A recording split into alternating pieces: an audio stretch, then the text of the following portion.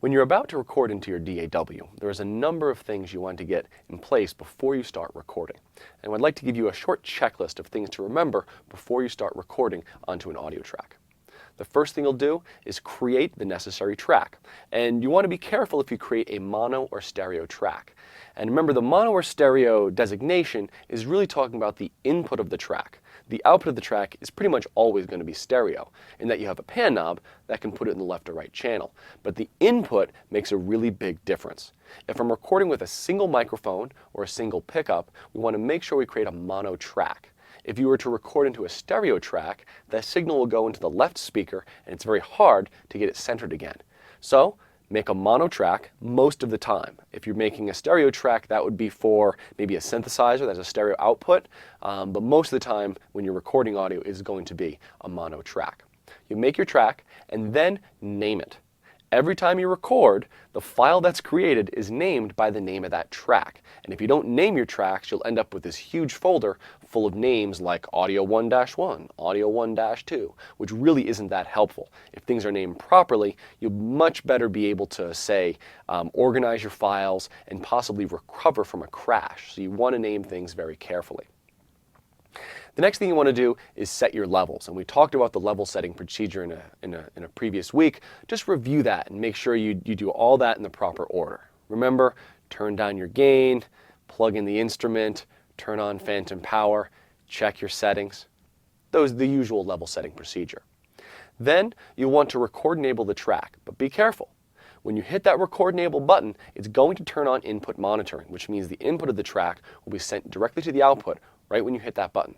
And this is a chance that you really can get feedback. If you have a microphone in the room and you have speakers active, when you hit that record button, you may get feedback, so be very careful. In fact, I would suggest for this whole procedure, if you're recording someone else, tell them to take off their headphones. And for yourself, bring down the level of your speakers. You really want to avoid those kind of loud feedback moments. Your performer will never do a good performance if they get that loud feedback once, because they'll always be worried every time you reach for the mouse. So be very careful with their ears and your own. And I would suggest after you have everything set, that's when you bring up the level of the speakers.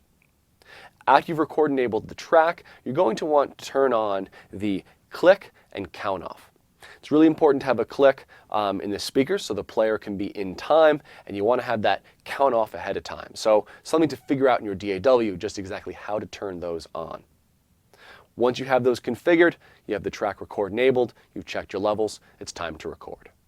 In this example, I'll be recording an electric bass performance along with a MIDI drum groove, and I'll be using this as a way to demonstrate all the things that must be configured before you record and how to make the recording go smoothly. The first thing we want to do is set up the project with the appropriate settings. Now I'm plugging my bass directly into my interface, so I want to make sure my buffer size is low so I can reduce latency and play it in time as best as possible. Let's start with the audio preferences. I've chosen my input and output device, and I have a low enough buffer size for kind of in-time recording. I have my bit depth set to 24-bit recording, and I'm also going to check and make sure in the project settings my sample rate is 48K or 48,000 Hertz. Everything looks set up properly there. I'll need a new track to record onto, and I'll be creating a mono audio track since this is a single channel device. It's a single cable plugging the bass into my interface. I'm only recording one channel, so I'll set the format to mono. I've plugged this into the second input of my device, so I'll choose input 2, and I'll create it right now. Now before I hit record, I want to be very aware that as soon as I hit record, the audio from my bass will be going to my speakers. Not a big deal now, but if it was a microphone, something I really want to be aware of. I'll record enable this, and earlier when I had plugged in my bass, I had turned the gain, the input microphone preamp gain, all the way down. I'll play a note of my bass and turn up that microphone preamp gain.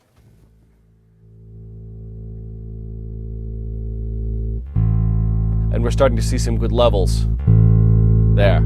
Oh, sounds like a little distortion. I'll back it off a bit. Always trust your ears instead of the meters. The meters inside of a DAW can be a little off. Sometimes you can hear distortion before you see it there. I'm trusting the meters on the outside of my interface to set the appropriate levels. I'm just going to play a little bit and make sure the levels are where I want them to be.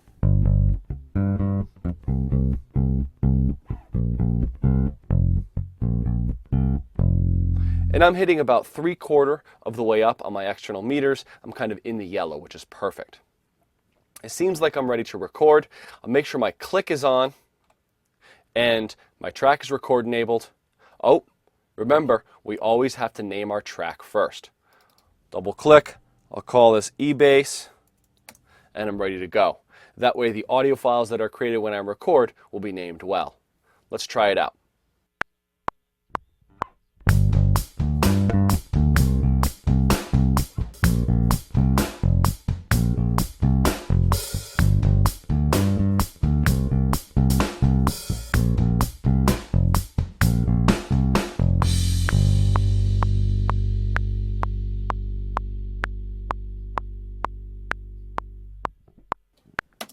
All right, I'm happy with that performance. Let's hear it back. I'll turn off the click and try it from the top.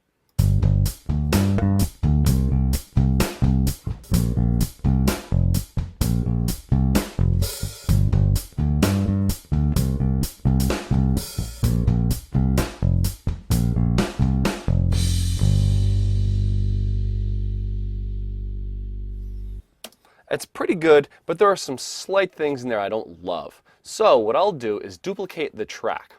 Let's create another copy of it. Call this eBass 2. Turn record enable off on that one. On this one, I'll mute this track so we don't hear it, and I'll take another try at this.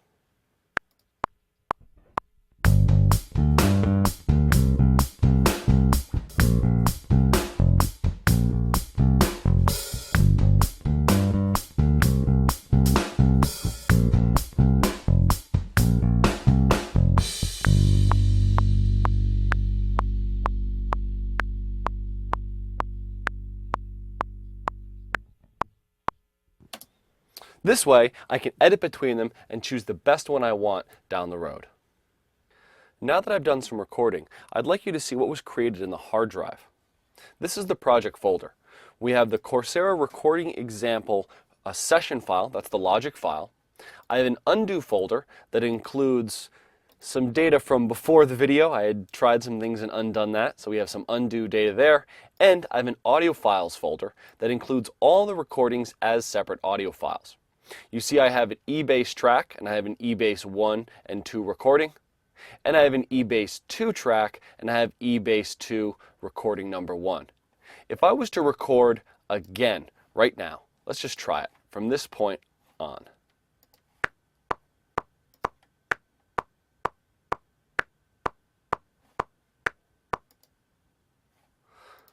We get another eBass 2 number 2, and we get a recording called eBass 2 number 2 wave file in our hard drive. No matter what you're recording or which DAW you're using, the steps are going to be the same. First, you'll check your settings, then you'll create a track, remembering to choose mono or stereo depending on your input.